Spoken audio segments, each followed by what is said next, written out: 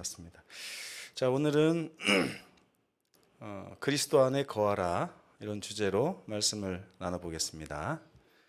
요한복음 15장 4절과 5절에 있는 말씀을 다 함께 읽겠습니다. 시작. 내 안에 거하라. 나도 너희 안에 거하리라. 가지가 포도나무에 붙어 있지 아니하면 스스로 열매를 맺을 수 없음 같이 너희도 내 안에 있지 아니하면 그러하리라. 나는 포도나무요 너희는 가지라. 그가 내 안에 내가 그 안에 거하면 사람이 열매를 많이 맺나니 나를 떠나서는 너희가 아무것도 할 수 없음이라. 아멘. 아침에 제가 영어 동영상을 좀씩 보는 게 있는데요. 그 강사가 이런 말을 하더라고요. 영어를 배우지 말래요. 영어를 배우지 말고 영어를 잘하고 싶으면 이 삶에다가 영어를 설치해 놓으랍니다. 아침에 딱 눈을 뜨면 그 책상 앞에 침대 앞에다가 영어로 굿모닝 이렇게 써놓고요. 그 다음에 냉장고에다가는 이렇게 다 써놓으래요. 이렇게 프리저에 써놓고 뭐 선풍기에다가도 펜 이렇게 써놓고 그리고 핸드폰도 있잖아요. 핸드폰도 영어로 다 바꿔놓으랍니다. 기본적인 언어를 한국어로 해놓지 말고 영어로 바꿔놓고 이렇게 하면 영어를 배우는 게 아니라 영어가 그냥 삶이 된대요. 그래서 습득을 하게 된다고 이렇게 얘기를 하더라고요. 그리고 계속 들으면서 말을 해보라 뭐 이렇게 하는데 제가 아주 큰 충격을 받았습니다. 뭐 예전에도 안다고 생각했던 것인데 가만히 생각해 보니까 이게 영적으로도 그렇지 않을까 하는 생각을 하게 됐어요. 그러니까 매일 영어를 나의 삶으로 옮겨와야 내가 영어를 할 수 있는 사람이 된다. 그렇다면 신앙도 마찬가지라는 거예요. 신앙도 나의 삶이 신앙이 돼야 된다고 하는 것이죠.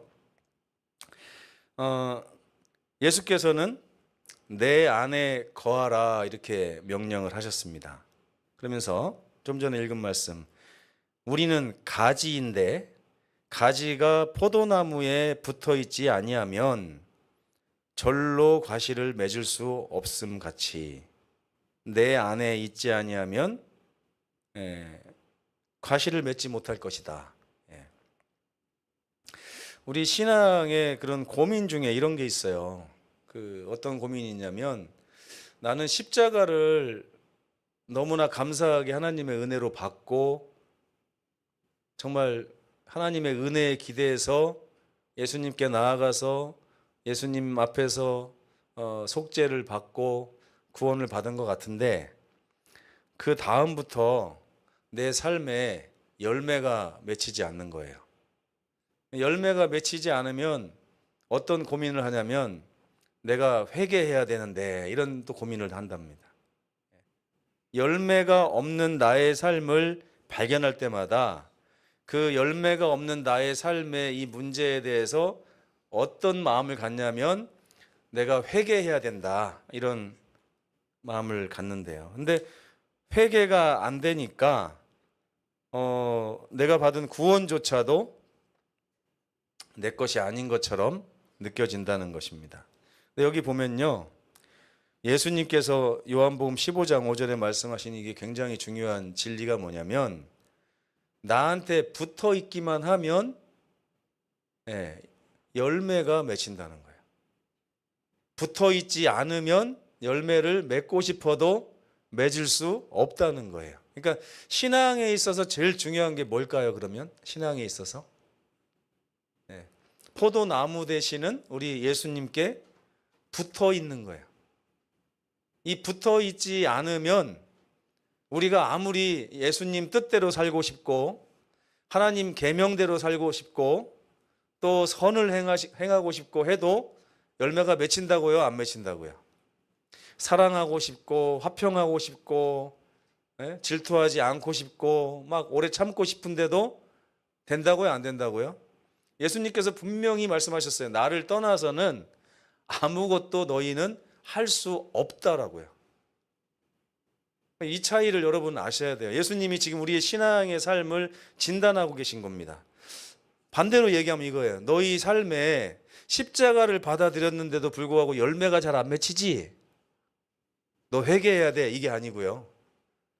이유가 있어 라고 말씀하시는 거예요. 이유가 뭐냐면 그 예전에 어떤 우리 목사님이 이렇게 설교하신 적이 있어요. 신앙은 선택이래요. 선택. 맞아요? 제가 이건 틀리다고 얘기하려고 말씀드리는 건데요. 왜 선택이냐? 여기는 하나님의 말씀이 있고 여기는 내 생각이 있다는 거예요. 근데 하나님의 말씀을 선택할 것인지 내 생각을 따를 것인지를 선택하는 게 신앙이래요.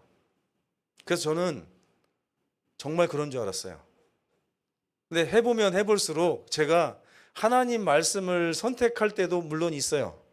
근데 정말 대부분의 경우에는 제 마음이 원하는 쪽으로 가더라고요. 그래서 제가 마음에 나 회개해야 되겠다. 내가 또 실패했고 내 삶에 열매가 맺히지 않았으니 누구 잘못이다? 내 잘못이다. 네. 나는 왜 이쪽을 선택할 수 있는데 이쪽을 선택했을까? 하나님이 분명히 나에게 선택의 능력을 주셨는데 나는 그 선택의 능력을 왜 발휘하지 못할까? 그게 정답이에요. 네. 근데 이제 원인을 예수께서 말씀하시는 거예요.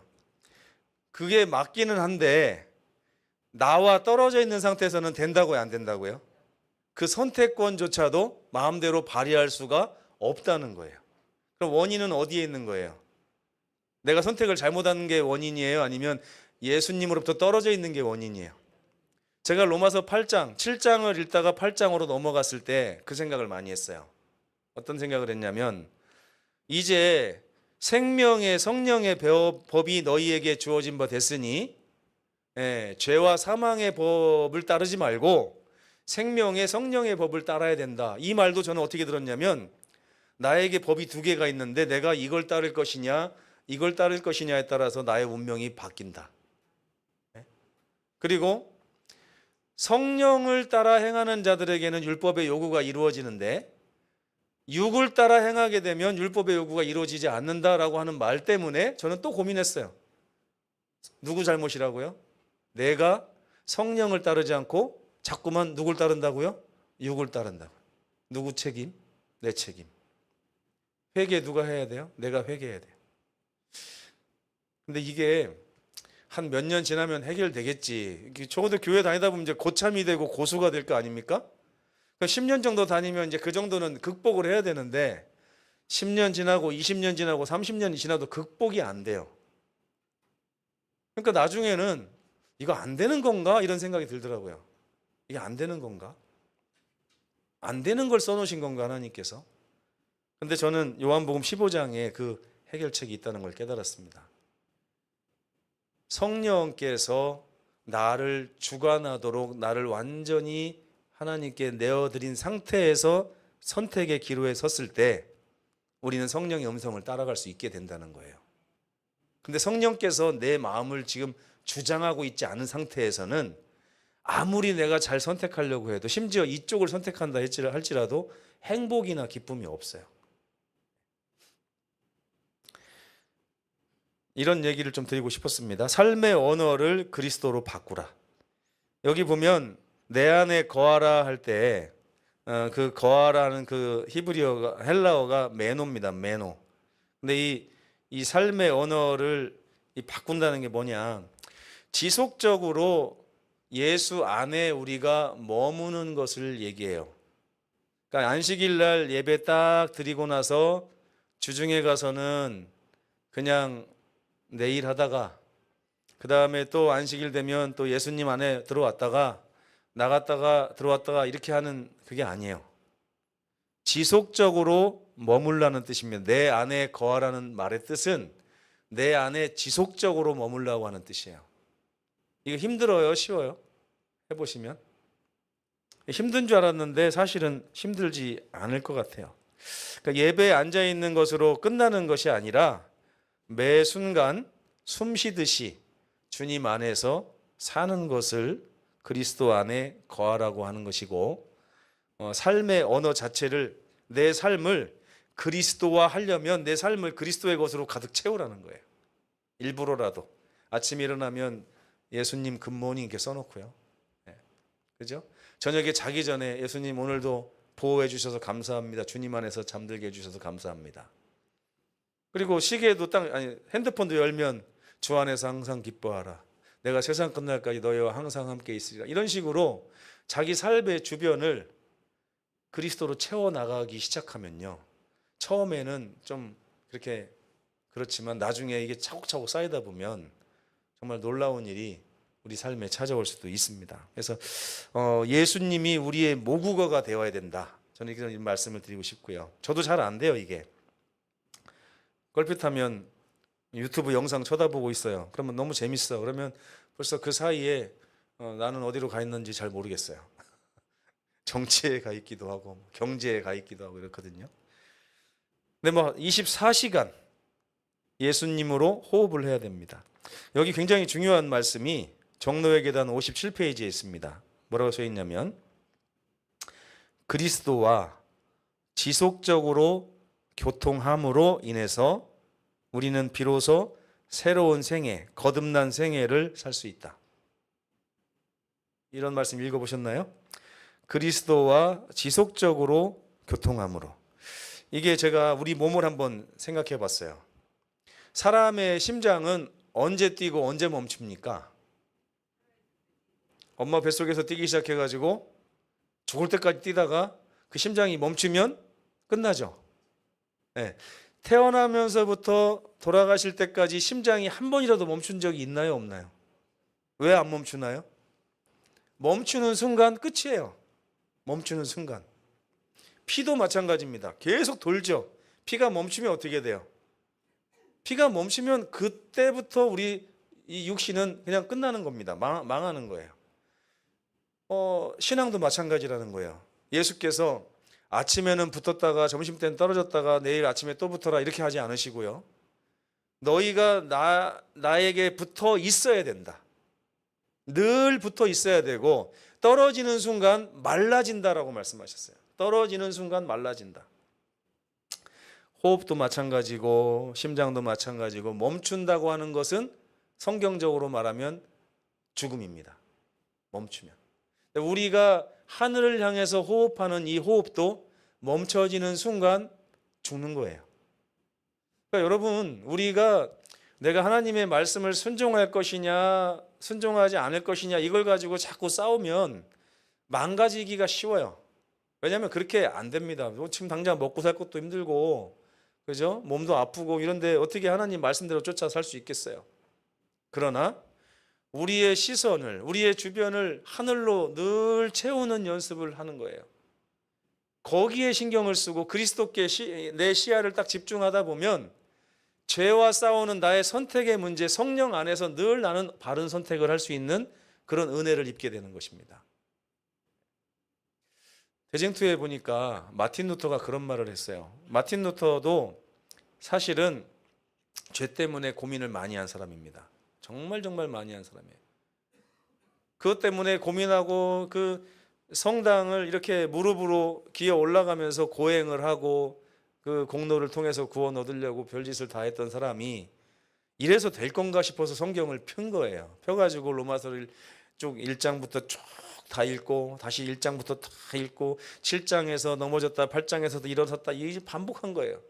그러다가 다시 그 결론적으로 한 말이 뭡니까? 의인은 무릎팍으로 계단 올라가서 사는 게 아니라 믿음으로 말미암아 사는 거구나. 믿음은 뭐예요? 믿음이 혼자서 믿는 거를 뭐라고 합니까? 혼자서 믿는 걸 그건 지식이라고 그래요. 지식. 그죠? 근데 이 믿음이라는 단어 자체가 관계 용어거든요. 내가 누군가를 믿는 거예요. 그렇잖아요? 관계 용어예요. 그래서 의인은 결국에 믿음으로 산다는 얘기는 뭐냐면 내가 믿습니다 해가지고 내 믿음이 완성되는 게 아니에요. 믿음은 관계 용어이기 때문에 내가 예수님을 믿는 이 믿음 속에서 내가 살아간다는 거예요. 아까 정로의 계단에 나온 말하고 똑같은 말이더라고요. 그리스도와의 지속적인 교제를 통해서 새로운 생명을 살게 된다. 새로운 삶을 살게 된다. 의인은 믿음으로 말미암아 살리라 그러면 내가 믿음이 있어야 사는구나. 그동안 이렇게 이해했어요, 제가. 근데 그게 아니고요. 믿음 자체가 예수님을 향한 나의 태도, 예수님을 향한 나의 관계를 말하는 겁니다. 그래서 의인은 예수님을 향해서 그분을 신뢰하고 그분을 바라보고 그분 곁에서 살고 그분을 내 삶에 모셔드리고 하는 이러한 믿음이라고 하는 삶의 형태를 통하여 새 삶을 사는 것이다. 이걸 멈추면 사망이다. 이렇게 말하고 있는 것입니다. 어느 순간 그분과의 연결이 끊어지게 되면 우리는 생명에서 사망으로 향하게 됩니다. 여기 요한복음 15장 6절에 이렇게 나오죠. 사람이 내 안에 거하지 아니하면, 이게 뭐냐면 관계가 끊어지면, 나와의 줄이 끊어지면 가지가 끊어져서 말라가는 것처럼 그 사람도 어떻게 된다고요? 말라지게 된다. 가만히 보니까 그동안 목사라고 하는 저의 삶도 굉장히 메말라 있더라고요. 아담이 몇 년 만에 말라 죽었습니까? 930년 만에 말라 죽었어요. 아담이. 무드셀라는 969년 만에 말라 죽었고, 모세는 120살에 말라 죽었고, 저는 100살도 못 돼서 아마 말라 죽을 겁니다. 근데 오히려 그리스도와의 관계가 끊어짐으로 말미암아 내가 말라져 가는 속도가 더 빨라지는 거예요. 굉장히. 그래서 주님께서 요한복음 15장에 우리에게 말씀하시는 이 포도나무 비유의 핵심이 뭐냐면 다른 거 신경 쓰지 말라는 거예요. 내가 왜 선택을 잘못할까? 왜 나는 늘 죄를 질까? 나는 어떻게 하면 내 삶을 어떻게 할까? 이런 걱정하지 마시고 뭐에만 신경을 쓰라고요? 내가 어떻게 하면 그리스도께 붙어 있을 수 있을까? 내가 어떻게 하면 그리스도의 영역 안에 거할 수 있을까? 내가 한순간도 그 영적인 호흡을 멈추지 않고 어떻게 유지할 수 있을까? 이 부분에 나의 모든 것을 다 내려놓고 바치라는 거예요. 그래서 마틴 루터가 고백한 것 중에, 그 대쟁투의 이런 루터의 이야기를 이렇게 했습니다. 그는 로마서를 가지고 이렇게 고민하다가 그리스도를 바라보기를 선택을 합니다. 그리고 그리스도를 바라보다 보니까 자신이 어떤 사람인 것인 그것조차도 다 잊어버릴 정도로 그리스도께 온전히 매료됐대요. 예수님께 나의 시선이 딱 고정되자마자 자기가 그동안 그렇게 고민했던 모든 문제들이 다 사라졌다는 것입니다. 여러분, 이 경험 우리에게 필요합니다. 절실하게 필요해요. 이게 바로 요한복음 5장 39절에서 너희가 성경에서 영생을 얻는 줄 생각하고 성경을 상고하지만 나에게 와서 나에게 붙어있지 않는 한 아무 소용이 없다. 왜냐하면 하나님께서 세상을 이처럼 사랑하사 성경을 주셨습니까? 독생자를 주셨죠. 그죠? 성경한테 아무리 붙들려 있어봤자 소용없어요. 저는요, 평신도인데도 불구하고 저보다 성경을 훨씬 잘 알고 모세 오경을 다 애우고 이런 분도 알고 있어요. 저 어렸을 때 우리 교회 다니는 분 중에 한 분이 그런 분이 있습니다. 근데 그의 삶이 얼마나 삐뚤어져 있는지, 얼마나 괄괄한지, 얼마나 남을 정죄를 많이 하는지 모릅니다. 왜 그래요? 그냥 한마디로 하시면 돼요. 저분이 그리스도께서 붙어있질 않구나. 지금 붙어있지 않은 상태에서 성경을 공부해도 이게 우리를 생명으로 이끌지 않습니다. 성경은 예수께로 인도하는 도구이죠. 그죠? 성경을 통해서 구원을 얻지는 않아요. 결국 구원은 예수님으로부터, 천하 인간의 구원을 얻을 만한 다른 이름을 우리에게 주신 일이 없다 그랬습니다. 근데 여기서 보면요, 나무에 붙은 가지는 열매를 맺으려고 신경을 쓰지 않습니다. 그냥 붙어 있기만 하면 거기에 싹이 나고 열매가 맺히고 열매가 자라서 익는 거예요. 열매가 없다고 여러분 스스로 내가 왜 열매를 못 맺을까 이 고민하면 안 돼요. 왜? 그 붙어 있기만 하면 그거는 나무의 잘못이지 가지의 잘못이 아닙니다. 그렇죠? 네.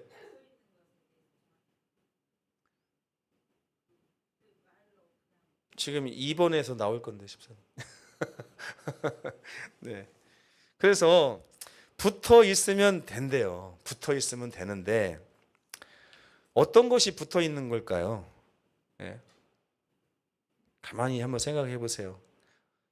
붙어 있는 것의 첫 번째는요. 여러분들이 자꾸 내가 뭘 더 해야 나의 신앙이 나아질까? 내가 더 해야 되는 게 무엇일까? 이런 생각을 내려놓는 게 이게 그 누가복음에 보면 나를 따라오려거든 하는 말씀이 있죠. 예수께서요. 붙어 있다고 하는 표현을 다른 말로 하신 게 뭐냐면 나를 따라오려거든 이 말이에요. 우리 예수님을 따라가는 거거든요. 따라가려면 자기를 부인하래요. 자기를 부인. 자기를 부인한다는 게 뭐냐면 내가 내 걱정하는 거예요. 내가 나의 죄를 걱정하고 내가 나의 운명을 걱정하고 내가 나의 삶을 걱정하는 게 자기를 부인하지 않는 삶이에요.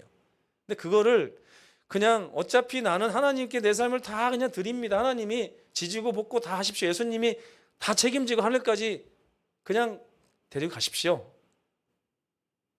이게 바로 그분을 따라가는 거예요.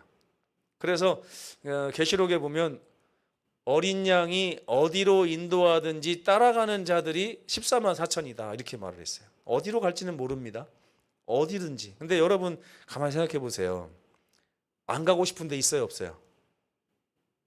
안 가고 싶은데 큰일이네, 그죠? 안 가고 싶은 데가 있어요. 예? 너가 나를 따라오려거든 네 재산을 다 팔아 가난한 자에게 나눠주고 그리고 와서 나를 따르라. 청년에게 이렇게 말을 했어요. 청년이 그 길을 가야 되는데 가고 싶어요, 안 가고 싶어요? 안 가고 싶어요. 그래서 뭐라고 합니까? 고민하면서 돌아갔다고 해요. 네. 붙어 있다는 얘기는 뭐냐면요. 예수님이 나를 움직이게 하는 거예요. 그리고 매일매일 예수님께 그날 하루하루를 계속 드리는 것입니다. 아침도 드리고 점심도 드리고 저녁도 드리고. 성경적으로 보면 저녁이 되며 아침이 되니 이렇게 말씀하는 거 보니까 하루에 2번은 드려야 될 것 같아요. 근데 이게 드리는 게요. 내가 뭔가를 해야 된다고 하는 생각이 있는 한 드려지지가 잘 않습니다. 우리 가족도 내가 책임져야 되고 내 죄도 내가 해결해야 되고 잘 해결이 안 돼요. 근데 주님과 연결된 사람이라고 하는 얘기는 정말 이게 쉽지 않습니다. 여러분 신앙을 쉽게 생각하시면 안 돼요. 근데 이게 반대로 쉬울 수도 있어요. 그 남자와 여자가 사귀는 걸 보면 알아요. 어떤 남자와 여자가 선을 봤는데 남자가 그랬답니다. 난 당신 마음에 드는데 어떻게 해야 내가 당신의 마음을 얻겠습니까? 그랬더니 제가 적어주는 거 10개만 하시라고. 보니까 뭐 10개 조항을 막 써놨대요. 이렇게 써놓고서 이것만 잘 하시면 제가 마음이 열릴 거다. 사실 쉽지 않죠, 그게. 쉽지 않은데요. 거기 근데 조항들이 많아요. 뭐 하루에 저녁 한 끼는 나랑 꼭 같이 먹었으면 좋겠습니다. 뭐 이런 것들 적혀 있대요. 근데 이 양반이 바쁘다 보니까 매일매일 같이 저녁 먹기가 너무 힘들다는 거예요. 근데 여러분 이게 힘든 일이긴 하지만 갑자기 사랑하는 관계가 되면 어떨까요? 사랑하는 관계가 되면 먹고 싶어가지고 회사 야근 시킨다고 그러면 사장님한테 막 불을 켜겠죠, 그죠? 중요한 일이 있다고 그러면서 중요한 일이 뭐냐 그러면 여자친구랑 밥 먹어야 된다고. 남들이 볼 때는 그게 중요한 일이 아닌 것처럼 보입니다. 그러나 사랑하게 되면 중요하게 보이죠. 그러니까 이게 붙어 있으려면요. 이것도 저도 고민을 많이 했어요. 내가 왜 못 붙어 있을까? 왜 내가 못 붙어 있을까? 근데 해답을 제가 찾았어요. 왜 못 붙어 있냐면 하나님이 그 주신 그 깊은 은혜를 아직 다 못 깨닫더라고요. 제가 은혜의 가치를 잘 모르더라고요. 왜 그런가 봤더니 내 구원을 하나님이 주셨다고 하는데도 그 구원이 내 것처럼 안 느껴지고 있는 거예요. 어떨 때 보면 날아간 것처럼 느껴지고 이래서 어떻게 내가 구원 얻겠는가 이런 생각 때문에 그 은혜가 100% 은혜로 느껴지는 게 아니라 90%, 80% 은혜로 느껴지는 거예요. 네. 깨달아도 그래, 집사님. 깨달아도 머리로는 다 깨닫는데 감동이 잘 따라가지 않는 거예요. 우리가 이해가 그만큼 낮아서 그런데요. 그래서 여기에는 반드시 하나님의 은혜가 필요합니다. 그래서 베드로가 그랬잖아요. 주는 그리스도시요 살아계신 하나님의 아들이십니다 할 때 예수께서 뭐라고 하셨어요? 이거 네가 한 거 아니다. 누가 했다고요? 네, 하나님이 하셨다. 하나님이 하셨다.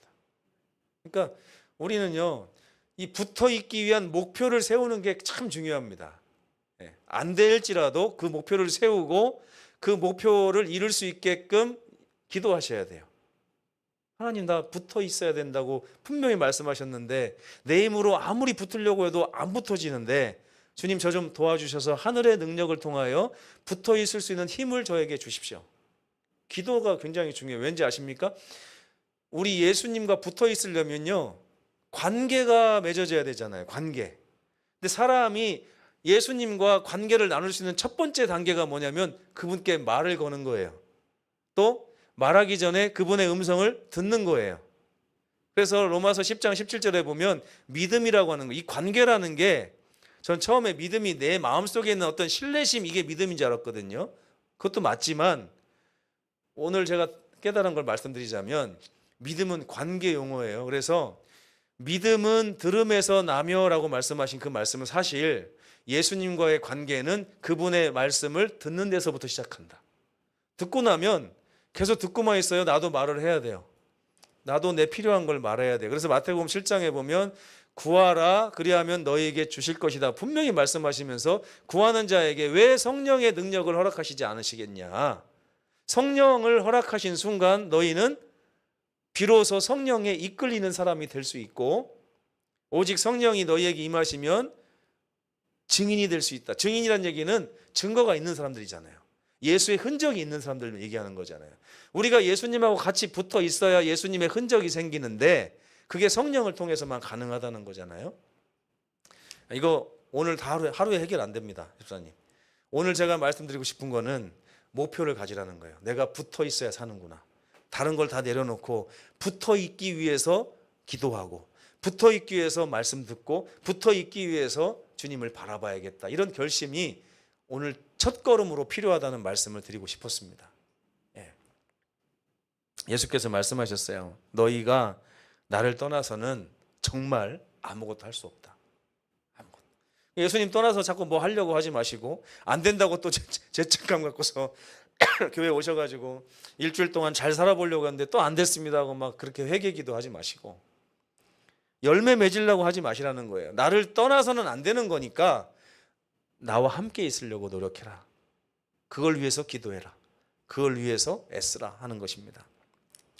예수님은 정보가 아닙니다. 그분은 내 심장이고 내 숨결이고 내 하루의 언어가 되시는 분입니다. 오늘 내 삶에 예수님을 영접해야 됩니다. 마음으로 영접하는 게 아니고요, 삶에 영접을 하셔야 돼요. 삶에. 요한복음 1장 12절 영접하는 자 곧 그 이름을 믿는 자들에게는, 여기도 믿음이 나오죠. 예수님의 이름 앞에서 그분과 믿음을 가지고 관계를 맺는 것이 영접이라고 하는 것입니다. 이게 바로 하나님의 자녀의 권세라고 하는 것이죠. 그 연결이 생명을 지켜낸다고 합니다. 이 우주 안에 죄인들의 생명을 지켜낼 수 있는 유일한 하나가 있는데 그리스도와의 연결이라고 성경은 분명히 이야기하고 있습니다. 연결만 되면 살아있는 사람이 됩니다. 시대의 소망 676페이지, 그리스도와의 연합이 끊이지 않고 지속될 때 우리의 예수님과의 관계는 생명처럼 자라고 거기서 열매도 맺고 다 된다고 하는 거예요. 이게 주님께서 우리에게 준비하신 청사진입니다. 그래서 우리가 신경 써야 될 부분은 어떻게 하면 내가 그리스도 안에 날마다 거할 것인가. 예배 마치고 나서 다음 예배 드릴 때까지도 계속해서 그리스도 안에 거할 것인가. 이것이 우리 삶의 주제가 되시기를 간절히 바라면서 오늘 말씀 마치겠습니다.